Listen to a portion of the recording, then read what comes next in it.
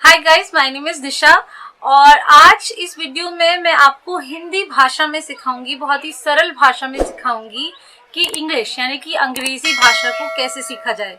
Friends, इसके लिए सबसे पहले ज़रूरी है कि आप अपने अंदर वो आत्मविश्वास लाएं जिसके साथ आप इस भाषा को सीख पाएं। गाइस, इंग्लिश भाषा यानी कि अंग्रेजी भाषा एक भाषा ही है, जैसे कि हिंदी होती है या कोई और भाषा होती है। तो आपको इससे बिल्कुल भी डरने और घबराने की बिल्कुल ज़रूरत नहीं है। मेरे बहुत सारे स्टूडेंट मुझसे क्वेश्चन पूछते हैं, उन्हें डर लगता है, वो अपनी परेशानियां शेयर करते हैं कि वो इंग्लिश को लेके हमेशा एक डर में रहते हैं। एंड मैं उनको हमेशा यही समझाती हूँ कि आपको बिल्कुल भी डरने की ज़रूरत नहीं है। आप अगर मेरी इस बात का ध्यान रखेंगे कि आपने नोटिस किया होगा कि एक अंग्रेज यानी कि जो इंग्लिश पीपल हैं, उनके जो बच्चे होते हैं वो इंग्लिश ही बोलना सीखते हैं। क्यों? अगर आप 2-2.5 साल के बच्चे से बात करेंगे तो वो भी इंग्लिश में बात कर रहा होता है, और जो हम लोग हैं जिनके घर में हिंदी बोली जाती है, उनका बच्चा हिंदी में बात कर रहा होता है, क्योंकि घर में सभी लोग उसी भाषा का इस्तेमाल कर रहे होते हैं। तो अगर आप इंग्लिश सीखना चाहते हैं, इसके लिए बहुत ज़रूरी है कि आप भी अपने आसपास इंग्लिश का माहौल बनाएं। यानी कि जितना ज़्यादा आप इंग्लिश सुनेंगे, जितना ज़्यादा आप सीखने के लिए तत्पर रहेंगे, उतनी ही आसानी से आप इंग्लिश सीख पाएंगे। इसके अलावा मैं आपको कुछ टिप्स दे रही हूँ। अगर उन टिप्स को भी आप रेगुलरली यूज़ करेंगे तो डेफिनेटली आप, मुझे लगता है इट विल टेक 6 मंथ यानी कि 6 महीने के समय आप खुद को दीजिए, रेगुलर प्रैक्टिस करिए इस चीज़ की, तो डेफिनेटली आप बहुत अच्छी अंग्रेजी ना केवल समझेंगे बल्कि बोलना भी शुरू कर देंगे। So the tip number 1, listening, यानी कि आपको इंग्लिश सुनना है। अब इंग्लिश हम कहाँ से सुन सकते हैं? बजाय इसको थोड़ा बोर बनाने के, बजाय इसको थोड़ा डिफिकल्ट बनाने के, आई वुड सजेस्ट कि आप थोड़ा फन वे लीजिए। जैसे कि आप इंग्लिश सॉन्ग सुनिए, यस, और बहुत फास्ट नहीं, जो बहुत स्लो म्यूजिक वाले होते हैं आप उससे स्टार्ट करिए।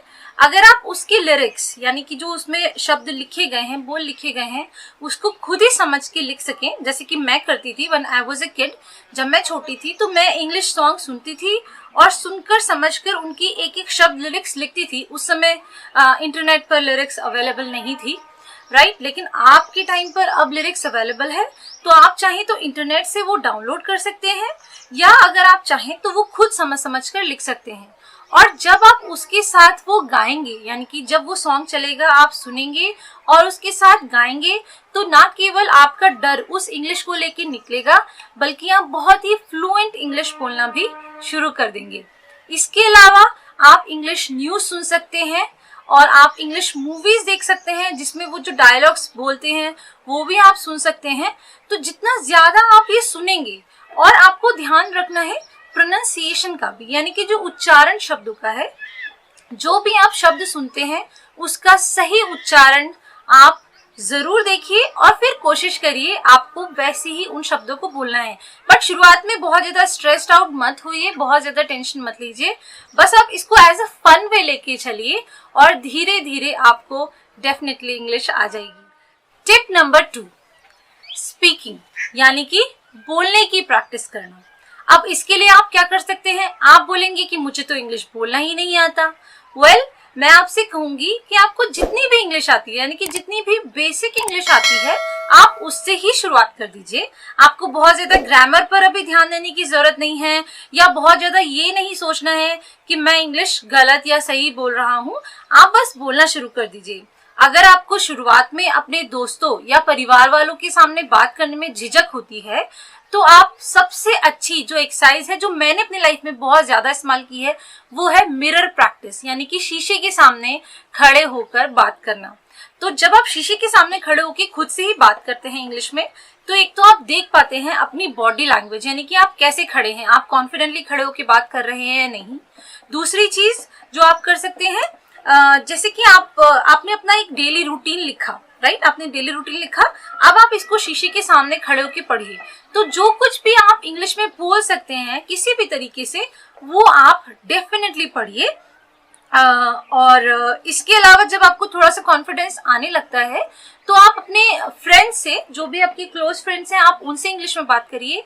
आप अपनी फैमिली मेंबर से भी इंग्लिश में बात करिए, क्योंकि जब आप घर में ही इंग्लिश का माहौल बनाएंगे तो ना केवल आप, बल्कि जो आपके भाई बहन हैं या और भी जो भी आपके परिवार में लोग हैं जो इंग्लिश सीखना चाहते हैं, तो वो इंग्लिश को लेके जो डर या झिझक होता है वो धीरे धीरे सभी का ही दूर भाग जाएगा और आप इस तरह से इंग्लिश का बहुत अच्छे से अपने घर में माहौल बना पाएंगे। Tip number 3, that is reading, यानी कि आपको रीड आउट करना है।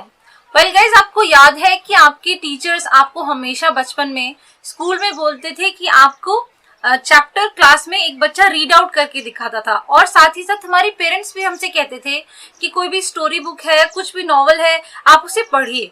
और बहुत अच्छी एक्सरसाइज है अगर आप इंग्लिश बोलना सीखना चाहते हैं कि आप उसको रीड अलाउड करें, यानी कि आप उसे जोर से पढ़ें, मन में नहीं, आप उसे जोर से पढ़ें।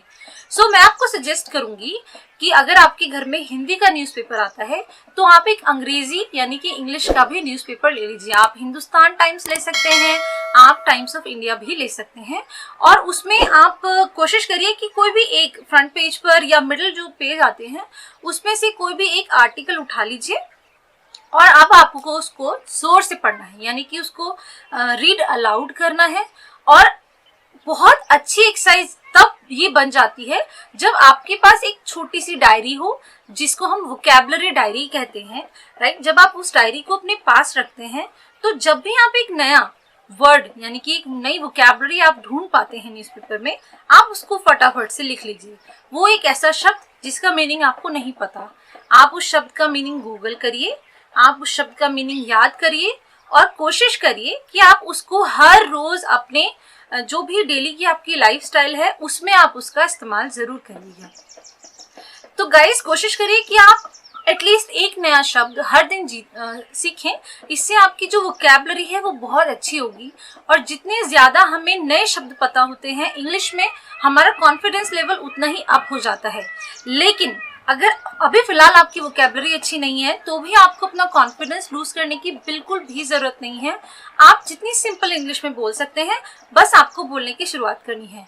तो मेक श्योर कि आप दिन में कम से कम आधा घंटा आपको पढ़ना है, चाहे वो आप न्यूज़पेपर ले लीजिए, आप अपनी कोई सब्जेक्ट बुक भी ले सकते हैं, अच्छा सा कोई नॉवल भी ले सकते हैं, कोई मोटिवेशनल स्टोरी पढ़ सकते हैं, या फिर इसके अलावा आप ये भी कर सकते हैं कि आप कोई भी टॉपिक के बारे में लिखिए और फिर उसको जोर जोर से पढ़िए। और अगर बहुत अच्छा होगा अगर आप अपने फ्रेंड्स या फैमिली मेंबर या आपके भाई बहन जो भी आपके साथ है, आप उनको सामने बिठा दीजिए, उनको बोलिए कि मैं पढ़ के सुना रहा हूँ, ताकि वो थोड़ा सा आपको फीडबैक भी दें, और जो भी फीडबैक वो देते हैं उसको आपको पॉजिटिवली लेना है और फिर उसके अकॉर्डिंग ही खुद पर काम भी करना है। Tip number 4, that is writing, यानी कि लिखना। गाइस, जब हम इंग्लिश स्पीकिंग की बात करते हैं या इंग्लिश कम्युनिकेशन की बात करते हैं तो हम में से ज्यादातर लोग कोशिश करते हैं कि सिर्फ उनका स्पोकन इंग्लिश पर फोकस रहता है, और अगर वो इंग्लिश अच्छी बोलना सीख लेते हैं तो उन्हें लगता है कि उनका काम पूरा हो गया है, यानी कि उनका जो कम्युनिकेशन है इंग्लिश वो एक्सीलेंट हो गया है। जबकि ऐसा नहीं है। जब आप प्रोफेशनल बनते हैं तो आपको प्रोफेशनल ईमेल्स भी भेजनी होती हैं, आप उनको पढ़ना भी होता है, आपको रिसर्च भी लिखने पड़ते हैं, और बहुत सारी जगह पर ऐसा मौका आता है जब आपको इंग्लिश लिखनी पड़ती है।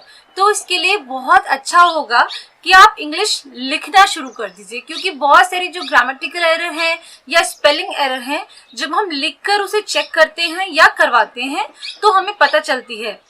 जैसे अगर आपको एस्से लिखना है या आपको पैराग्राफ लिखना है, आपको प्रोफेशनल ईमेल लिखना है, तो इन सब का एक लेआउट होता है जो मैं अपनी आने वाली वीडियोस में आपके साथ शेयर करूंगी। अभी फिलहाल जो आप शुरुआत कर सकते हैं अपनी, अगर राइटिंग आपको अच्छी करनी है तो आप अपना डेली रूटीन लिख सकते हैं, या आपके साथ कुछ अच्छा इंसिडेंट हुआ है दिन में वो लिख सकते हैं। मीन्स कुछ भी आप जो आपके दिमाग में आ रहा है क्रिएटिविटी, आप उसको लिखिए। एटलीस्ट 15 से 20 मिनट आप रोज खुद को दे सकते हैं। तो गाइस, ये जो 4 चीजें मैंने आपको बताई हैं, listening, speaking, reading and writing, यानी कि सुनना, बोलना, पढ़ना और लिखना, ये जो 4 चीजें हैं, इन चारों पर ही आपको हर दिन आपको टाइम देना है। चाहे आप इन सभी को 15-15 मिनट दे दीजिए, इससे ज्यादा अगर आपके पास टाइम है तो आप आधा घंटा भी सबको दे सकते हैं। बट मेक श्योर कि आप इन सभी को इक्वल टाइम दें और हर रोज टाइम दें।